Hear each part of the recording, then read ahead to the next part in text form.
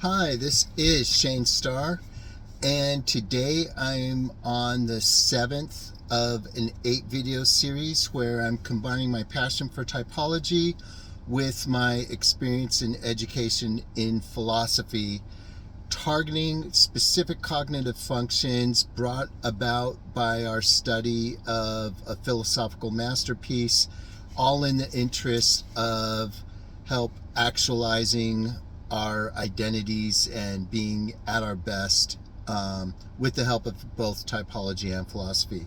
The method, which I've gone through on every one of these videos, is that we don't want to target our best functions or our worst functions. We want to work on the ones in between, the ones where we're good enough to have some grounding and potential to be better, and where we're not so good that we can't benefit from some help.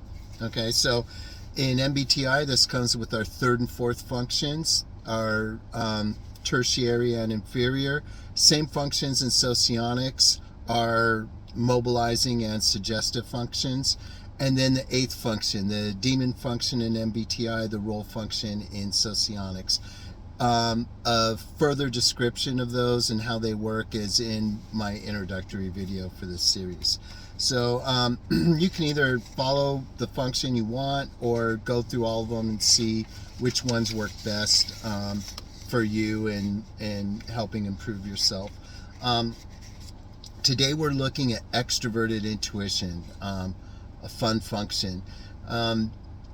I have my notes with me, but I think sometimes they do more harm than help. It's sort of, to take an any analogy, which if there's any aspect of any I'm great at, it's my analogies. At least I think I am. Maybe I'm not as good as I think I am. But my notes are like, imagine you're hiking up a mountain and then you take like a cane and a backpack and supplies, and before you know it, all this stuff you're taking impedes your progress more than helps you. I think when I have all these notes, things I've written down in preparation, I think it messes me up more than helps me, maybe. And I don't want to do that fake thing where I pretend I'm not reading because I have something just to the side. Like, no, I don't want to do that. If I look down and I'm reading, I'm not trying to hide it. At least I'm being honest about it. Anyway, back to extroverted intuition. Again, I feel that I should say once more that my way of defining the functions, which I think's super important before we discuss the ins and outs of them, I take my trusted sources, I put them all together, and any outlying descriptions I cut out and I stay to the core. So in that sense, extrovert intuition, in Socionics they call it ideas. It's the perception of non-empirical abstract concepts.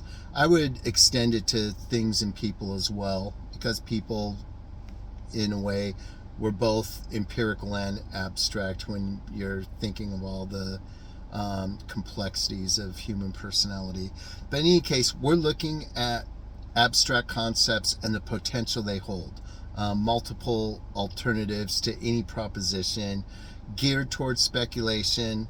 NE likes to consider different possibilities, options, unorthodox perspectives. When we think of extrovert intuition, we think of almost chaotic roundabout reasoning, giving anything a chance, and that's going to go with our philosophical masterpiece of today too. But finding truth in a kind of random, unfixed way. All right. Good NE, something of any that I display a lot is I like to use analogies. It's one of my favorite things.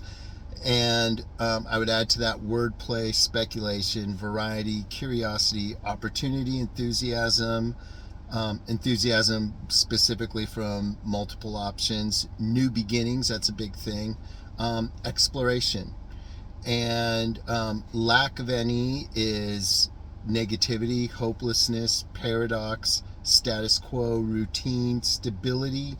Someone like me thinks stability is a good thing.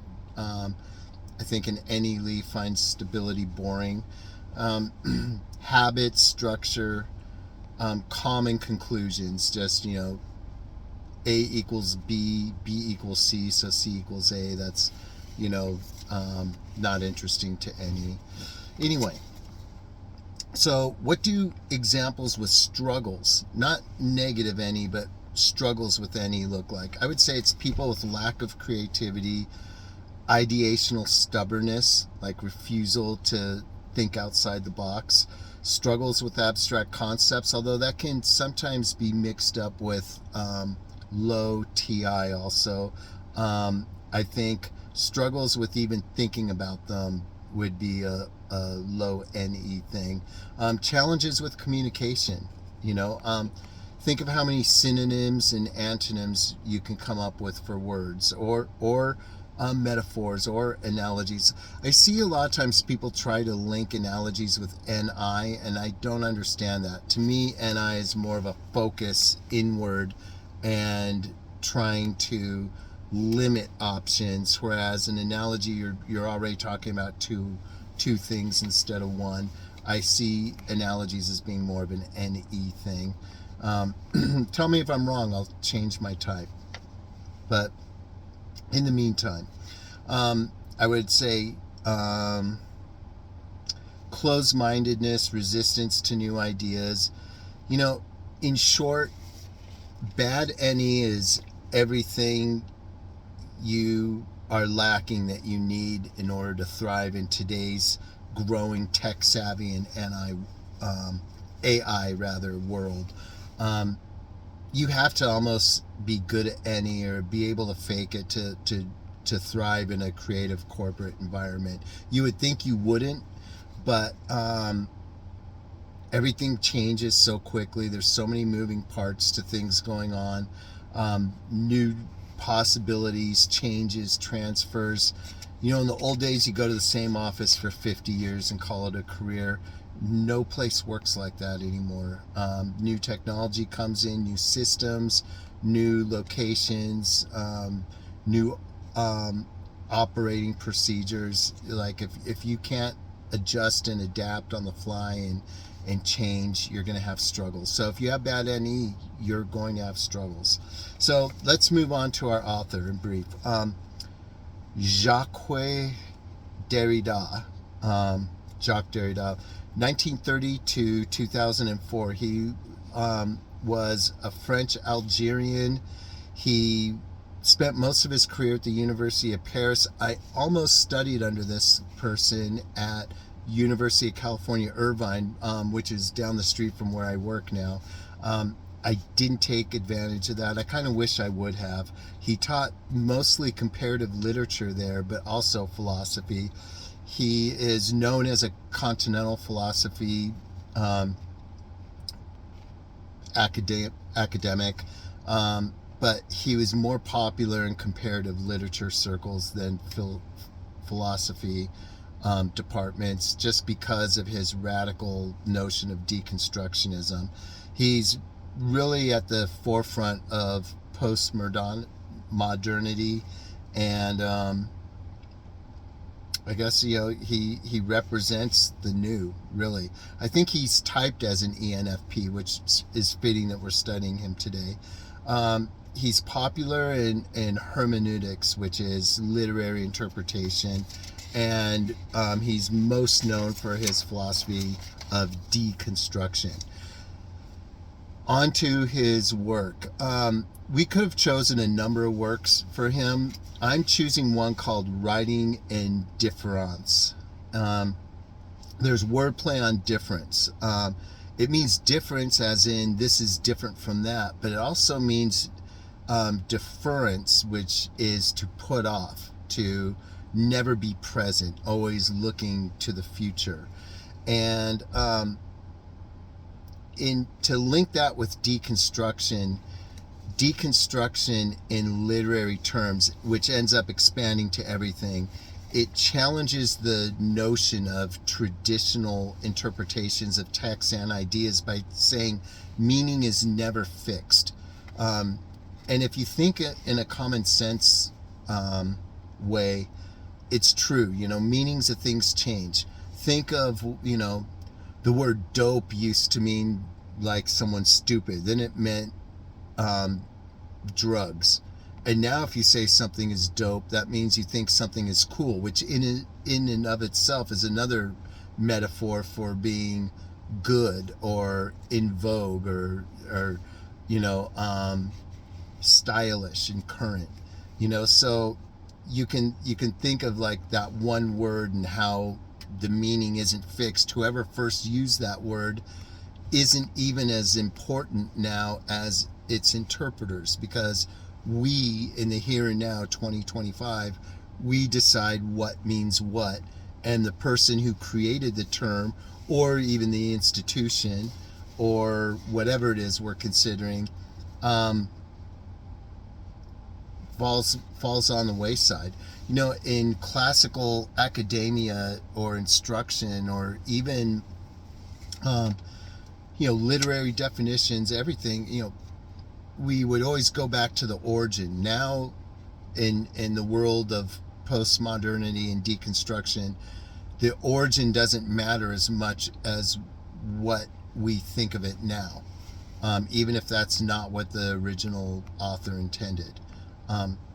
So we can consider deconstruction just really the dismantling of meaning.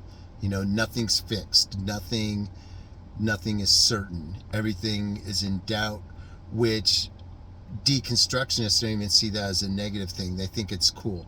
I wrote a paper that was going to be my thesis till I switched it to Heidegger, and it was called Playing with the Pieces, and it was about Derrida and his notion of deconstruction as it applied to the Phaedrus, a text of Plato's, wherein Socrates talks about the difference between speaking and writing, and how writing is supposed to be fixed, speaking is more immediate, but then writing can be manipulated and the meanings can be reinterpreted and be something totally different from what the author originally intended.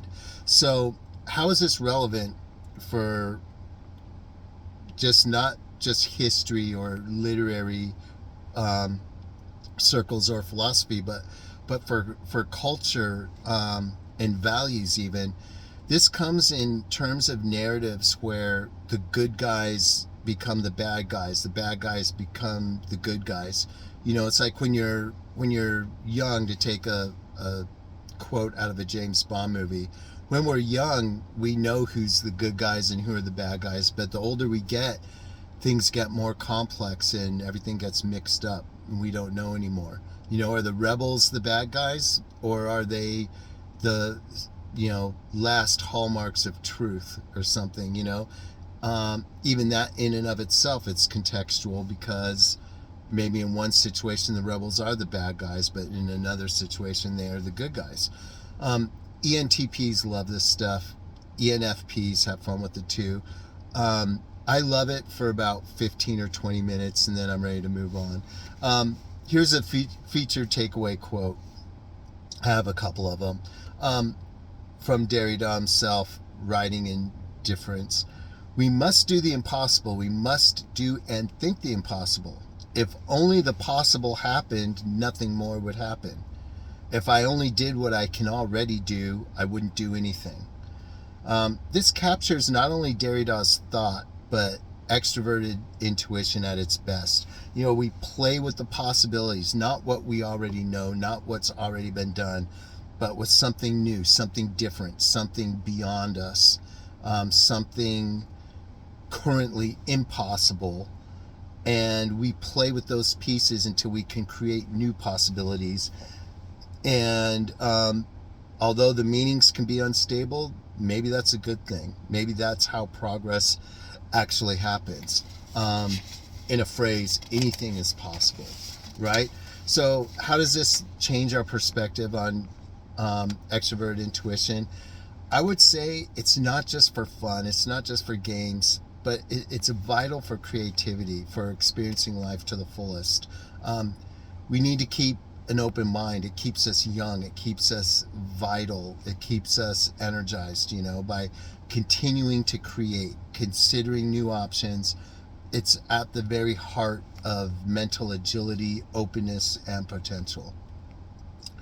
Perhaps NE is the most function that we're aware of but take for granted. And that shouldn't be the case in your world anymore. Virtually anything is possible. So with that in mind, what are some things we can do to supercharge our NE and make it better? First off, I wrote some notes here. Become aware of patterns, connections, interrelationships. Look at patterns, whether it's walking in a garden, an office space, the beach, anywhere. Think of the randomness of the world. Think of the randomness of creation, or the world as it presents itself to us, and think what else is possible, what else could be. Think of some different options. What will this look like in 10 years? What will it look like in 110 years? That kind of thing. Moving inward, think of how would your life change if you had to move across country, across your own country. What would change if you won the lottery? Write these ideas down. Play with the pieces a little bit. It might bring you full circle to where you might be doing the same thing you're doing already. Think about alternatives for how you could change your diet, your workout routine, your relationship with your significant other. Think of a trip you could take. Think of 5 trips you could take, and take a mental vacation to each one. Think about what might change your life if you took those trips. Think about alternatives to what you're already doing that could take the place of some unhealthy habits you might have. If you drink too much or smoke too much or eat too much junk food, brainstorm with others and yourself. What could I do to take the place of these things? Think of the movies and stories and books you like. Think of who's the hero and who's the villain. Think of another possible perspective. They do that with The Wizard of Oz and the story Wicked, where you see life through the Wicked Witch's eyes, and it takes on a completely new meaning. I've done this with the MCU universe and Infinity Wars and Endgame. I think of Thanos as the hero and think about what that looks like, and you see these guys trying to stop him, and he's trying to do a good thing in his eyes. He's trying to save the universe. It's an interesting thought project, not whether or not you agree with the premise, but it's good for your mind to work through those options and those alternatives. I would say think of something you always wanted but you thought was impossible, and now brainstorm some ideas where you could actually get it or get something close to it. Think of some problems you have. Brainstorm some things that have contributed to this problem and some ideas on how to get yourself out of the problem. It won't work unless you think of multiple options here. That's what NE is all about. If you're only thinking of one way out, then you're thinking of NI, not NE. I would say last but not least, I have a couple more things. I would say when things go wrong, think of how they're a blessing in disguise. Do an Enneagram 7 exercise and think, I'm going to reframe this bad thing and make it an opportunity or a blessing in disguise instead. And write down all the ways that you can actually have gratitude for this event instead of feeling sorry for yourself about it. And last but not least, I would say work on your vocabulary, your wordplay. Think of synonyms, antonyms, ways you can use the same words and mean something different, ways that you can make statements, sentences, groups of text that can have double meanings, that kind of stuff. You can have fun with it, and last but not least, take a page out of my book, like I just did, and work on using analogies more. I find analogies so helpful, and I would say, don't get me wrong, I'm no NE lead, but I do get more compliments on my use of analogies to make an idea more readily understandable to the people I'm speaking with than perhaps any other linguistic device or strategy I use with people. I'm not saying I get complimented on a ton of things all the time, but people often express gratitude for the analogies I present them with, and they, it helps them see things in a different way than they saw them before. And try that on for yourself. I'm sure you'll reap the benefits as well. I think that's all I have for Extroverted Intuition and Derrida for today. Tomorrow we're going to be doing Introverted Intuition, and I'll give you a sneak preview. We're going to be looking at Shakespeare for that. Looking forward to it. And then Enneagram after that. After those are over, I'm going to reconfigure my channel to have shorter videos and focus more on the footnotes to those videos than the video itself. So after this series and the Enneagram series is over, we're going to go in a different format moving forward. It'll be easier for me and easier for people to watch the videos. That's all I have for today. Peace out.